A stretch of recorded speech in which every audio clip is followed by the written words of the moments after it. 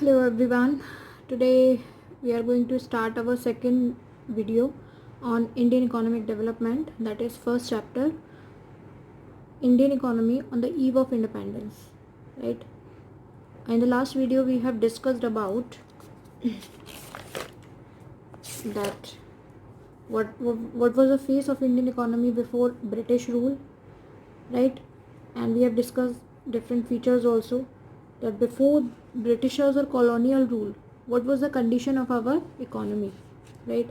Then we have studied about different conditions of different sectors, in which we have covered agriculture sector, industrial sector, and international trade, that is foreign trade, right?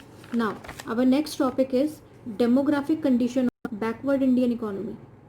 What was the demographic condition of backward Indian economy on the eve of independence, right? uh, we will discuss about all the demographic conditions on the eve of independence and why is it so. Demographic, first of all, let us understand the meaning of demographic. Demographic means the study of population. So what is the condition of population that time, right? First of all, we have to go through the year of Great Divide. What was the year of Great Divide means? Year of Great Divide, in 1921, the condition of India was very worst, right?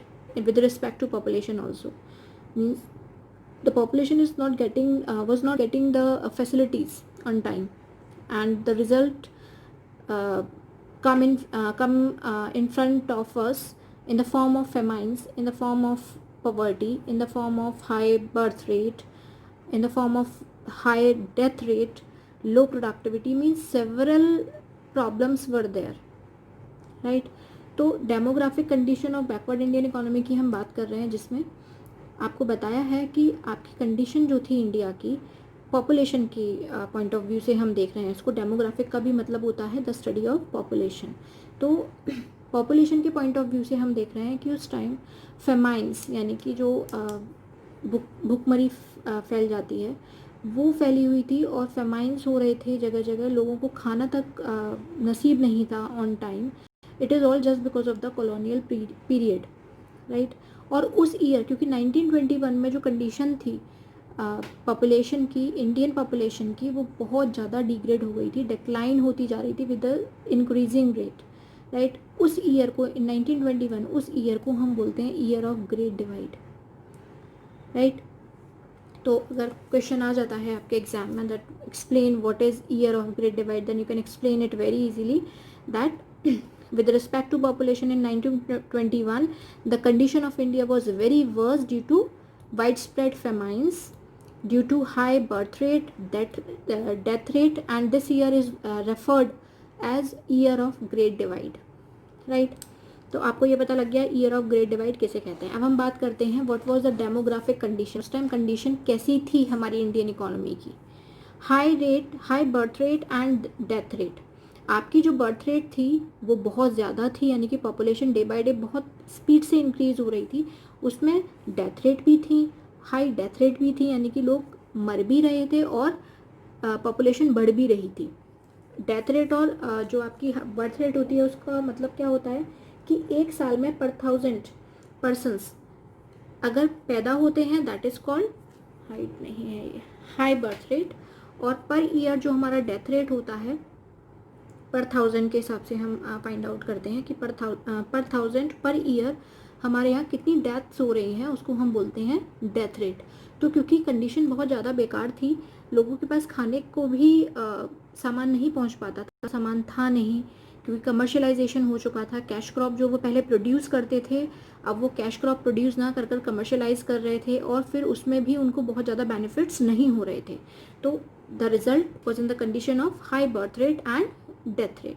लोग population explosion हो रहा था उस time पर, और death rate भी बहुत ज़्यादा थी। अब डेथ रेट इसलिए ज़्यादा थी because they are not getting nutrition, वो खाना ढंग से नहीं खा पा रहे थे। Even means they are not good in any of the facility, किसी भी फैसिलिटी में वो ठीक नहीं थे। डॉक्टर्स और आपका जो सैनिटाइजेशन फैसिलिटीज़ होती हैं वो कुछ भी नहीं था वहाँ पर। तो इस कारण से आपका डेथ रेट बहुत ज़्यादा हो रहा था। Second one is extremely low literacy rate. उस टाइम लिटरेसी रेट बहुत ज़्यादा था. कॉलोनियल पीरियड में किसी ने भी हमारी पॉपुलेशन पर, हमारी इंडियंस पर ध्यान नहीं दिया. दे don't want that Indian should be literate. अगर वो लिटरेसी उस टाइम बढ़ जाती, लोग पढ़े लिखे हो जाते और वो समझने लगते that we are the slaves, तो वो एक्शन ले सकते थे. इसलिए वहाँ पर जो हमारे जो इंडिया था वहाँ पर लिटरेसी रेट भी बहुत ज़्यादा कम थी. और फीमेल्स का जो लिटरेसी लेवल था वो तो बिल्कुल ही नहीं था. मीन्स फीमेल्स को बहुत डोमिनेट किया गया था उस टाइम पर, right. Next is poor health facilities. मैंने भी आपको बताया हेल्थ फैसिलिटीज़ बहुत ज़्यादा पुअर थी, क्योंकि we have large number of people in our country. हमारी कंट्री में बहुत सारे लोग थे. And the Britishers don't want to provide the hospitalization facilities and other facilities to them because they don't have any interest in Indians. So that's why there was a very poor health facilities over there in India, right. इसलिए जब बहुत ज़्यादा poor facilities थी तो जगह जगह मतलब वो इंफ्रास्ट्रक्चर पर भी ध्यान नहीं देते थे. तो पानी भरा हुआ है और हवाओं में जो केमिकल्स हैं वो हैं, तो एयर और वाटर बॉर्न डिसीजेस बहुत ज़्यादा होती थी उस टाइम पर. पुअर हेल्थ फैसिलिटीज़ में एयर और वाटर बोर्न डिसीजेस काफ़ी होती थी, क्योंकि लोगों को साफ़ पानी नहीं मिल पाता था पीने के लिए. हवाएं भी साफ़ मतलब क्लियर नहीं थी. मतलब बहुत ज़्यादा कंडीशन बहुत क्रिटिकल थी. लिटरेसी रेट में स्पेशली आप फीमेल्स के बारे में लिखिएगा that the literacy rate of females were very low. Specially females literacy was low, right. High death rate और बर्थ रेट मैं आपको बता चुकी हूँ कि पर थाउजेंड पर ईयर पर्सन्स जितने मतलब पैदा होते हैं, बर्थ लेते हैं, that is called birth rate. और बर्थ रेट बहुत ज़्यादा था, डेथ रेट भी बहुत ज़्यादा हो रहा था. इसके बाद है आपका high infant mortality rate. High infant mortality rate, infant का मतलब आप लोग जानते हैं जो छोटा बच्चा होता है. इन्फेंट यहाँ पर हम विद इन 1 ईयर तक का बच्चा ले रहे हैं. विद इन 1 ईयर यानी कि 1 साल के अंदर अंदर के जो बच्चे थे उन लोगों की डेथ्स बहुत ज़्यादा हो रही थी. डेथ रेट बहुत ज़्यादा हाई था विद इन 1 ईयर चाइल्ड. अब क्यों ज़्यादा था? क्योंकि माल न्यूट्रिशन था, लोगों को खाने के लिए नहीं था. जो प्रेग्नेंट वेमेन्स होती थी उनको न्यूट्रिशन नहीं मिलता था. जब न्यूट्रिशन नहीं मिलेगा तो बच्चा कमज़ोर होगा, और जब वो दुनिया में आ रहा है उसके बाद भी उसको खाने के लिए कुछ नहीं मिल रहा, तो ऑब्वियसली इन्फेंट मोर्टेलिटी रेट क्या होता रहा था, दिन पे दिन बढ़ता जा रहा था. तो बहुत condition was very critical that time. After that low life expectancy. जैसे आजकल आप लाइफ एक्सपेक्टेंसी हम क्या मानकर चलते हैं कि भाई हम 70 साल तक जिएंगे, 65 और 70 या इतने हम लाइफ एक्सपेक्ट कर कर चलते हैं. लेकिन उस टाइम पर लाइफ एक्सपेक्टेंसी रेट जो था वो था 44 और 45, यानी कि 44-45 साल तक ही लोग ज़िंदा रहते थे. और यहाँ तक भी ज़िंदा रह लें तो बहुत बड़ी बात हुआ करती थी. लाइफ एक्सपेक्टेंसी का मतलब होता है कि means the people are expected to live.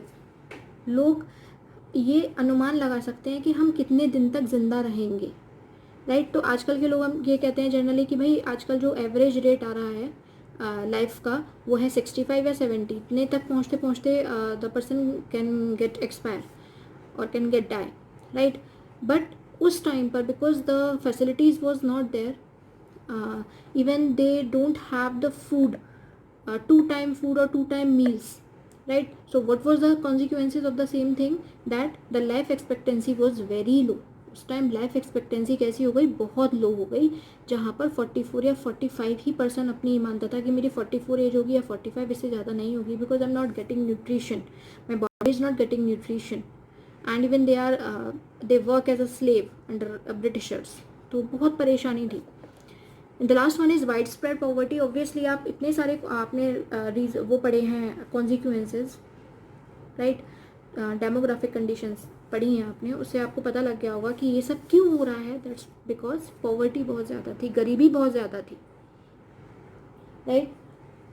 मतलब कॉलोनियल पीरियड में पूरी तरीके से लोग खाने तक को उनको मिल नहीं पाता था, तो स्टैंडर्ड ऑफ लिविंग मेंटेन करने का तो सवाल ही पैदा नहीं होता. Means as you know that zamindari system was prevailing over there. Zamindars take the लगान from the cultivators, right, tax लेते थे वो उनसे. तो उससे क्या होता था कि भाई वो इतना प्रोड्यूस भी नहीं कर पाते थे जितना उनको टैक्स देना पड़ता था, खाने तक वो नहीं मिलता था ऑब्वियसली. तो स्टैंडर्ड ऑफ लिविंग तो बनने का मतलब ही नहीं होता है. तो वाइड स्प्रेड पॉवर्टी प्रिवेल कर रही थी उस टाइम हमारी कंट्री में, राइट. तो हम ये कह सकते हैं कि द कंक्लूजन इज दिस कि पॉवर्टी और आपकी जो डेमोग्राफिक कंडीशन थी, पॉपुलेशन की जो कंडीशन थी वो कैसी थी, बहुत ज़्यादा क्रिटिकल थी, right. Next is occupational structure. Occupation आप लोग जानते हैं. अब हम किसकी बात करेंगे, हम इस चैप्टर में मैं फिर से बता दे रही हूँ, हम डिफरेंट सेक्टर्स की, अपने इंडियन इकोनॉमी के डिफरेंट सेक्टर्स की बात कर रहे हैं, डिफरेंट स्ट्रक्चर्स की बात कर रहे हैं कि हर स्ट्रक्चर की, हर सेक्टर की क्या कंडीशन थी. तो अभी हमने पॉपुलेशन की बात की, कल हमने किसकी बात की थी, कल हमने बात की थी एग्रीकल्चर सेक्टर की. उसके बाद हमने इंडस्ट्रीज़ की बात की कि इंडस्ट्रीज़ का क्या हाल था. उसके बाद फिर हमने फॉरेन ट्रेड की बात की थी कि फॉरेन ट्रेड कैसा था आपका. उसके बाद आज हम पॉपुलेशन की बात कर रहे हैं जिसको हम डेमोग्राफिक कंडीशन बोलते हैं. और इसके बाद हम ऑक्यूपेशन की बात कर रहे हैं कि लोगों के पास व्यवसाय कैसा था, ऑक्यूपेशन क्या था, क्या करते थे वो लोग, राइट. उसके बाद हम बात करेंगे इंफ्रास्ट्रक्चर की.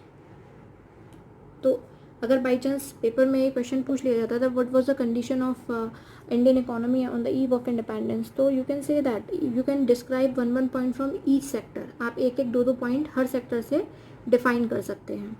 तो ऑक्यूपेशनल स्ट्रक्चर की बात करते हैं हम. तो ऑक्यूपेशन कैसा था लोगों का, जो प्रीडोमिनेंस था, प्राइमरी ऑक्यूपेशन जो था वो था हमारा एग्रीकल्चर,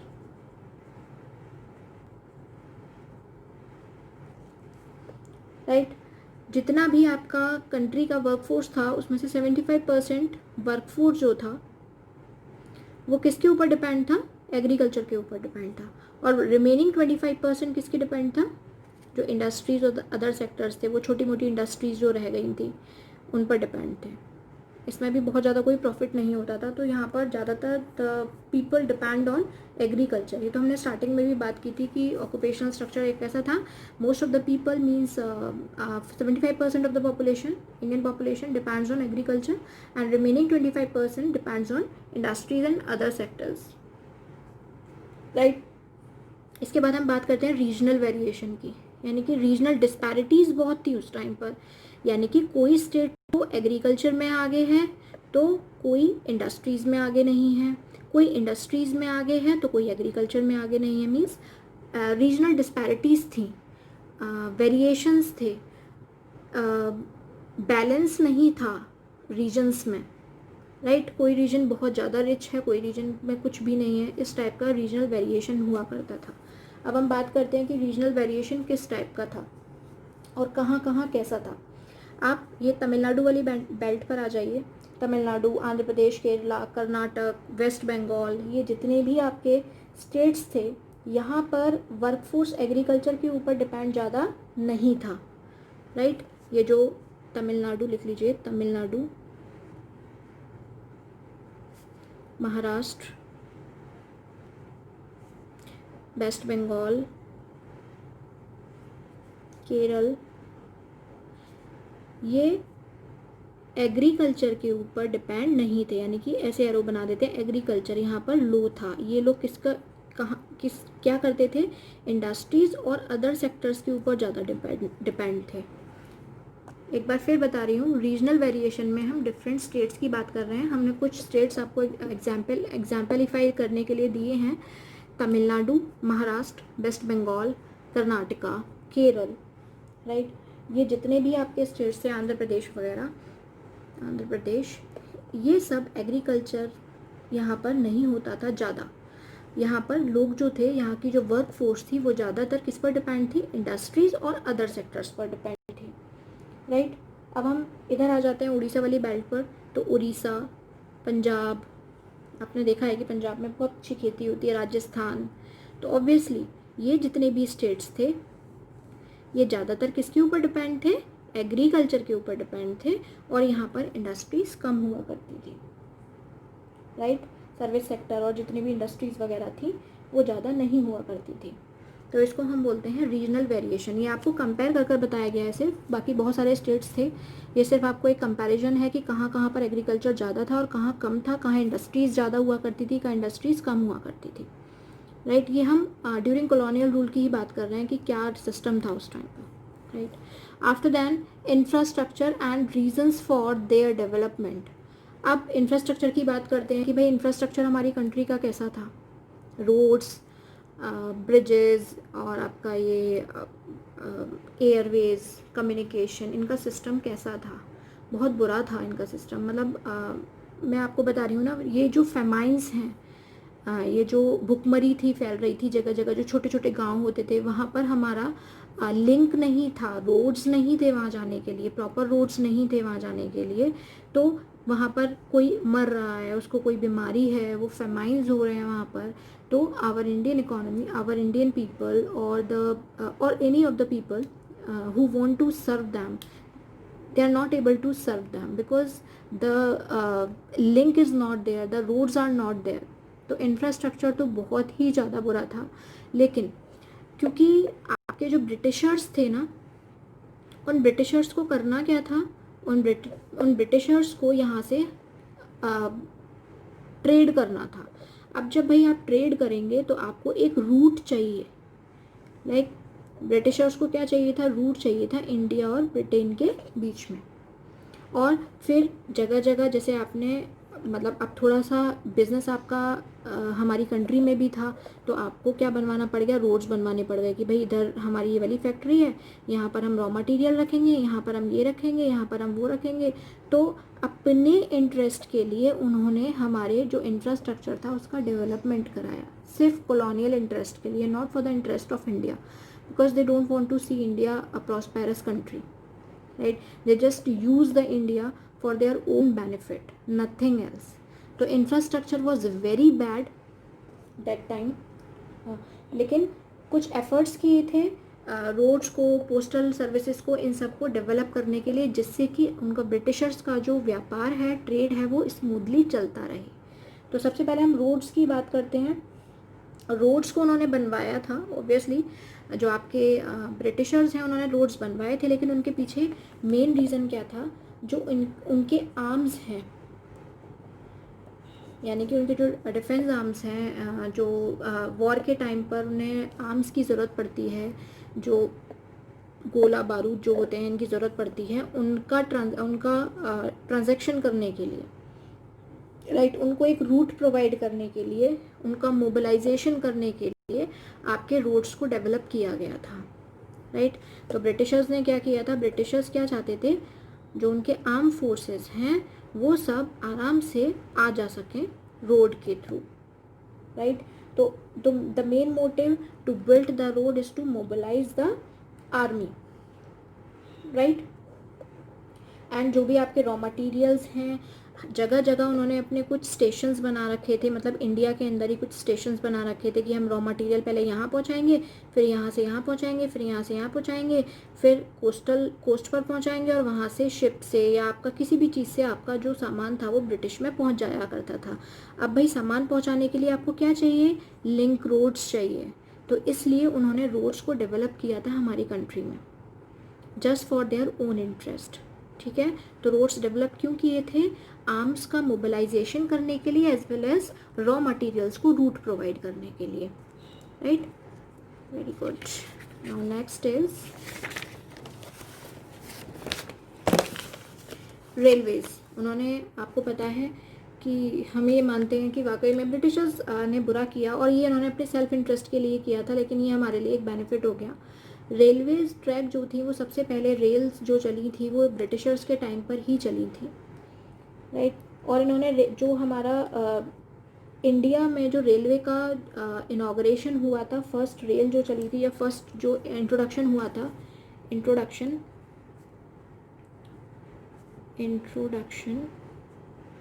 ऑफ रेलवेज, वो कब हुआ था इंडिया में, वो हुआ था 1850 में, राइट। और जो फर्स्ट रेलवे था वो किस रोड को लिंक करता था, किस ब्रिज को लिंक करता था, वो था Bombay to Thane, Bombay to Thane, right.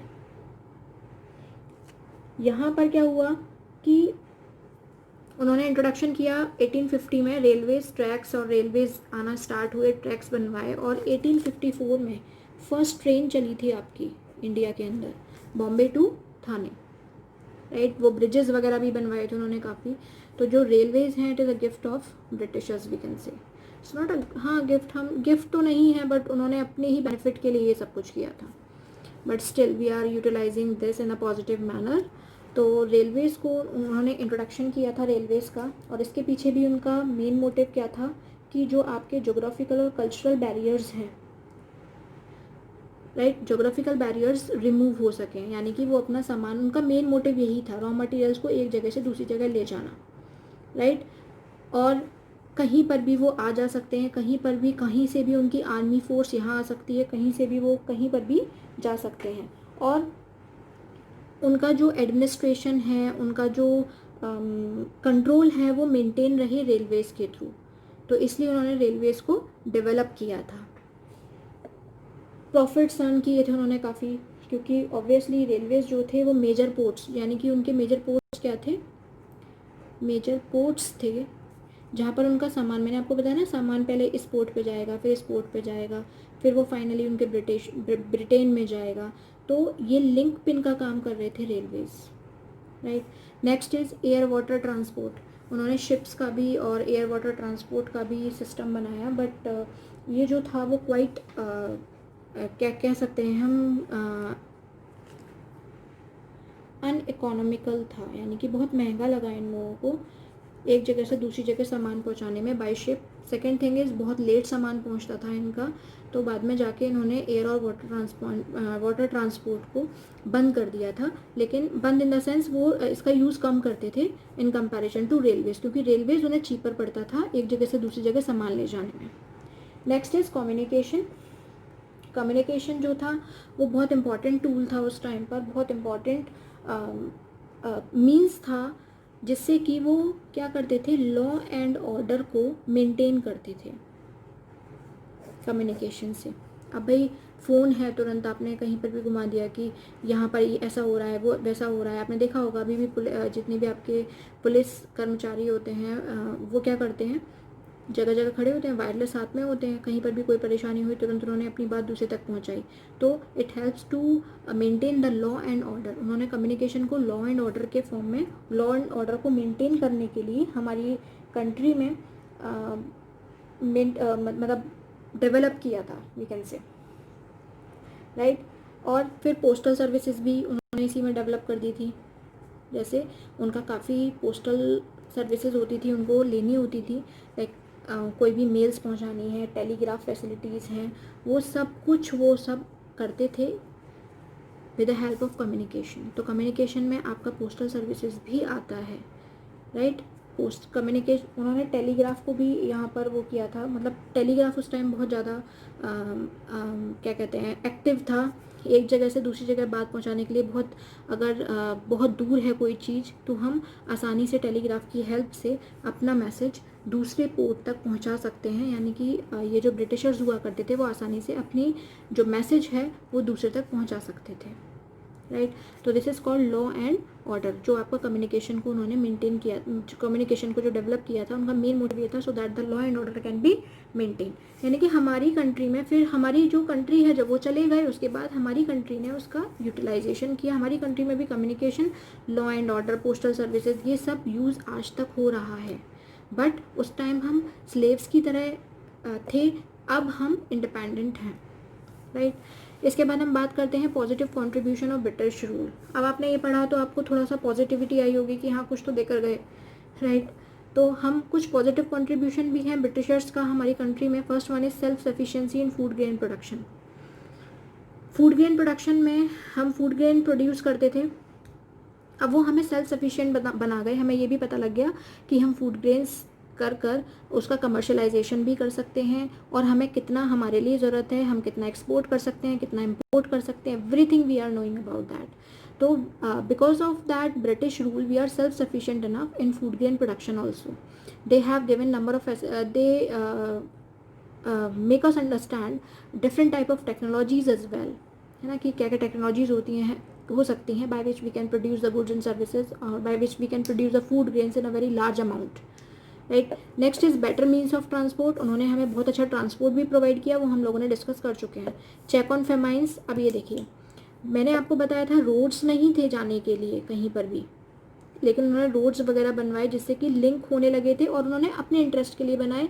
लेकिन फिर बाद में जब आपका इंडिपेंडेंट हो गया कंट्री, उसके बाद ऐसे काफ़ी गांव थे छोटे छोटे छोटे छोटे जहाँ पर लिंक पिन नहीं थे, उन्होंने लिंक पिन प्रोवाइड करवाए. और आज हम इन्हीं के कारण कभी भी कहीं पर अर्थक्वेक आता है या कुछ भी आता है तो हम आसानी से वहाँ जाकर उनको फूड, उनको अदर फैसिलिटीज़ प्रोवाइड करवा सकते हैं. तो कहीं पर भी भुखमरी फैल रही हो तो just because of this infrastructure facility we can provide and we can serve them, right. Next is shift to monetary economy. आपको पता है कि ब्रिटिशर्स के आने से पहले हमारे यहाँ बार्टर सिस्टम, बहुत से पहले बार्टर सिस्टम हुआ करता था. मनी जो इन्वेंट की थी, मॉनेटरी इकोनॉमी जिन्होंने इन्वेंट की थी वो की थी आपके ब्रिटिशर्स ने. ब्रिटिशर्स ने हमारे बार्टर सिस्टम को ख़त्म कर दिया था और मॉनेटरी इकोनॉमी बनाई थी. उन्होंने ही जो रुपी था और जो उन्होंने बताया था कि हम किसी भी चीज़ को रुपी में या किसी भी पर्टिकुलर यूनिट में मेजर कर सकते हैं. तो आप बार्टर सिस्टम आप लोगों को पता ही होगा, या फिर मैं भी आपको बता देती हूँ. बार्टर सिस्टम का मतलब होता है, बार्टर सिस्टम का मतलब होता है जैसे मुझे पहले पैसा नहीं हुआ करता था तो पर्टिकुलर कमोडिटी के बदले में कमोडिटी एक्सचेंज की जाती थी. जैसे मुझे पेन चाहिए और आपको शूज़ चाहिए, मेरे पास शूज़ है और आपके पास पेन है, तो आप मुझे शूज़ दे दोगे, मैं आपको पेन दे दूँगी. लेकिन क्या होता था कि पेन तो सस्ता आता है लेकिन शूज़ महंगे आते हैं, राइट. लेकिन हम ये जानते ही नहीं थे उस टाइम. तो because of these Britishers we come to know about the monetary economy. Next is effective administrative setup. उन्होंने जो कम्युनिकेशन लाया था, उनके जो प्रोटोकॉल्स थे वो कैसे वर्क करते थे, उनसे भी हमने बहुत कुछ सीखा और एडमिनिस्ट्रेशन चलाना सीखा कि एडमिनिस्ट्रेशन चलता कैसे है, right. And the last topic of this chapter is condition, phase और state of Indian economy on the eve of independence. आपकी जो कंडीशन थी इंडियन इकोनॉमी की, इकोनॉमी कैसी थी उस टाइम पर, अर्थव्यवस्था कैसी थी, राइट. इकोनॉमी के कितने फेसेस थे वो हम आज बात करेंगे. First one is colonial economy. इसके बारे में हम अभी बहुत देर से पढ़ रहे हैं. कॉलोनियल इकोनॉमी थी, ज़मींदारी सिस्टम था, वेल्थ ड्रेन हो रही थी, राइट. हमारी कंट्री से दूसरी कंट्री में, यानी कि इंडिया से ब्रिटेन में हमारी जो वेल्थ थी वो क्या हो रही थी, ड्रेन हो रही थी, यहाँ से जा रही थी, राइट. कमर्शियलाइजेशन हो गया था एग्रीकल्चर का, कमर्शियलाइजेशन हो गया था एग्रीकल्चर का, राइट. वो अपनी कॉलोनियल पॉलिसीज़ चलाते थे हमारे ऊपर, अपना लॉ एंड ऑर्डर कुछ अपना चलाते थे. तो ये था हमारी कॉलोनियल इकोनॉमी के कुछ फीचर्स. इसके बाद semi feudal economy. Semi feudal economy में टू फोल्ड्स होते हैं.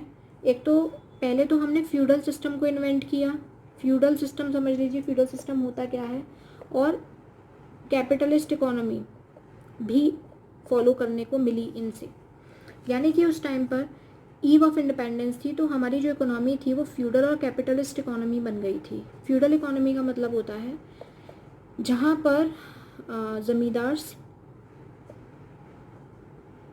एंड कल्टीवेटर्स, या फिर टेनेंट्स बोल सकते हैं या टिलर्स बोल सकते हैं, इन दोनों का रिलेशन हुआ करता था. और ज़मींदार्स को आदत पड़ चुकी थी वही हाई रेट लेना, उनसे हाई लगान लेना. तो वो लोग क्या करते थे कि इनसे अभी भी हाई रेट चार्ज करते थे कल्टीवेटर से. तो बहुत दिन तक ऐसा ही चला था आफ्टर इंडिपेंडेंस. और उसके बाद फिर अपना लॉ एंड ऑर्डर धीरे धीरे धीरे धीरे मेंटेन हुआ हमारी कंट्री में.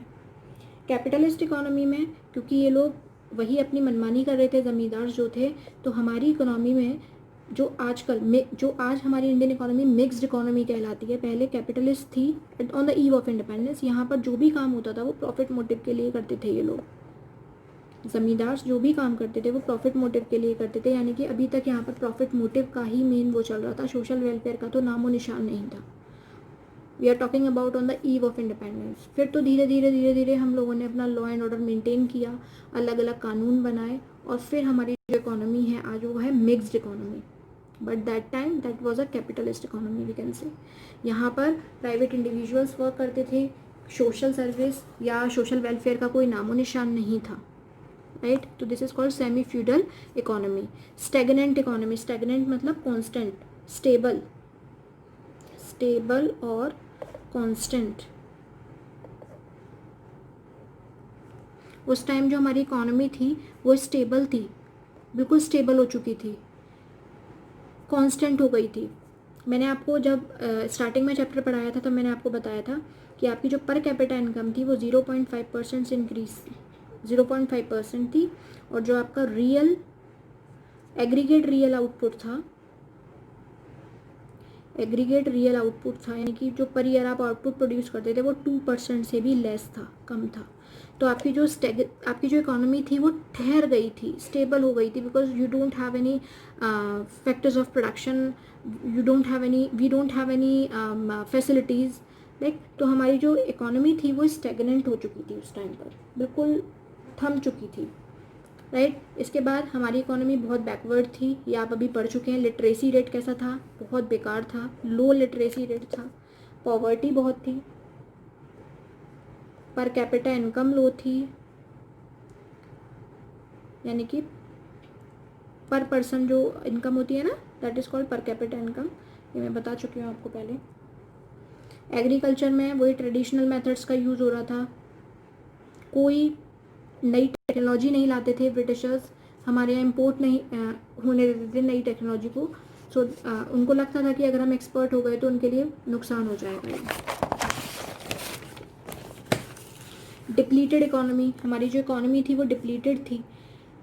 रिसोर्सेज का इतनी बुरी तरह यूज़ किया था उन्होंने, जो भी हमारी फिज़िकल रिसोर्सेज थी, लाइक हमारी जो लैंड, बिल्डिंग्स, मशीन्स, टूल्स, इनका इतनी बुरी तरह इस्तेमाल किया था उन लोगों ने कि हम आजकल जो यूटिलाइज़ कर रहे हैं, जो भी मशीन्स हम यूटिलाइज़ करते हैं, and you are the commerce student, तो आपको पता है कि हम अगर कोई मशीन लाते हैं तो हम उसी साल से उसका डेप्रिशिएशन वैल्यू निकालना शुरू कर देते हैं.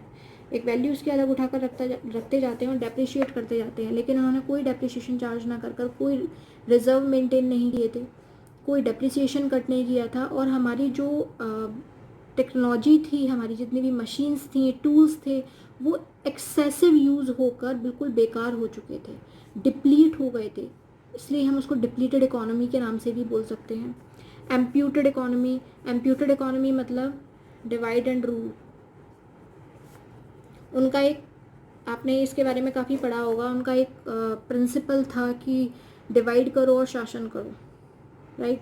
तो उन्होंने ऐसा ही किया, लोगों में डिवीज़न कराया, और जब हमारा देश आज़ाद हुआ तो इंडिया के 2 टुकड़े हो गए, जिसको आज हम बोलते हैं इंडिया एंड पाकिस्तान.